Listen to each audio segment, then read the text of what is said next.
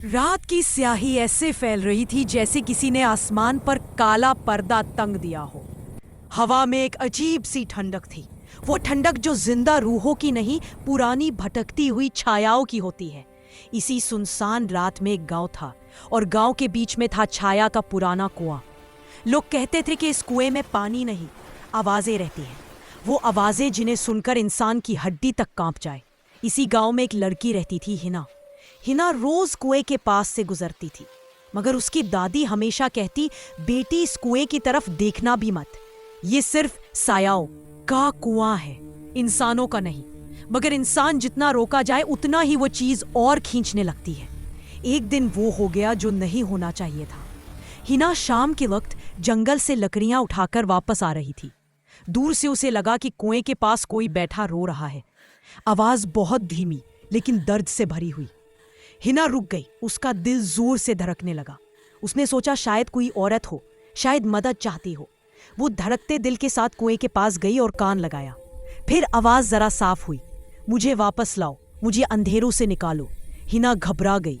वो आवाज इंसान की नहीं।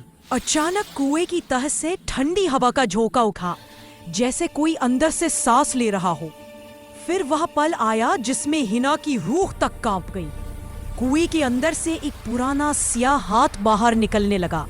हाथ के नाखून लंबे, फटे हुए और ऐसे जैसे सालों से जमीन के नीचे दबा हो। हिना होश हवास खो बैठी। वो पीछे हटी मगर हाथ रुकने वाला नहीं था। आहिस्ता आहिस्ता उस हाथ के साथ एक पूरा साया बाहर आया।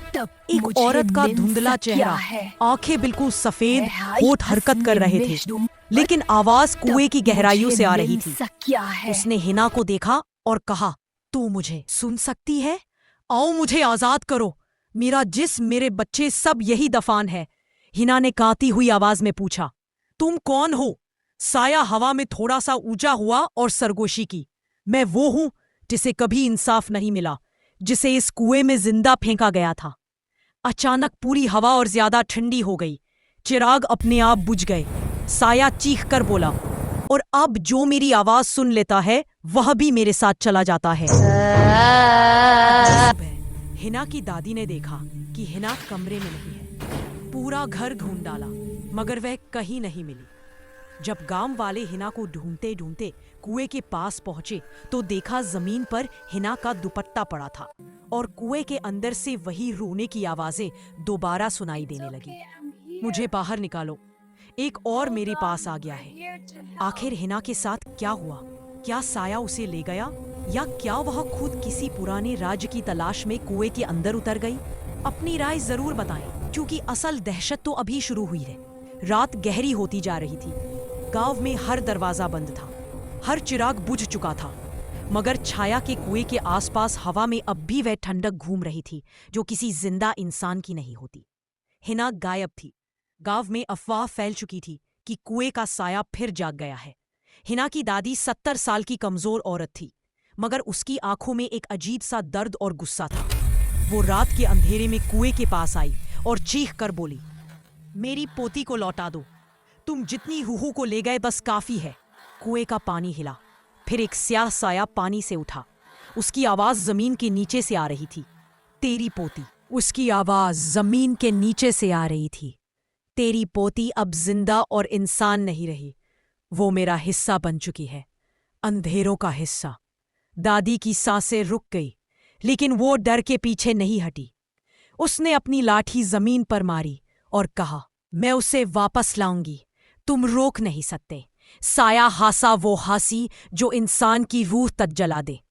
अगली सुबह गांव के दरवाजे पर एक छोटा सा कागज रखा मिला, पर उस कागज पर खून से लिखा था, दादी मुझे बचा लो, मैं जिंदा हूं, लेकिन यहां सब रूहें मेरे कान में फुसाद करती है। सारे गांव वाले डर का शिकार हो गए। दादी ने कागज को लंबी देर तक देखा और फिर धीमी आवाज में बोली, हिना जिंदा भी है और उसके पास साए भी।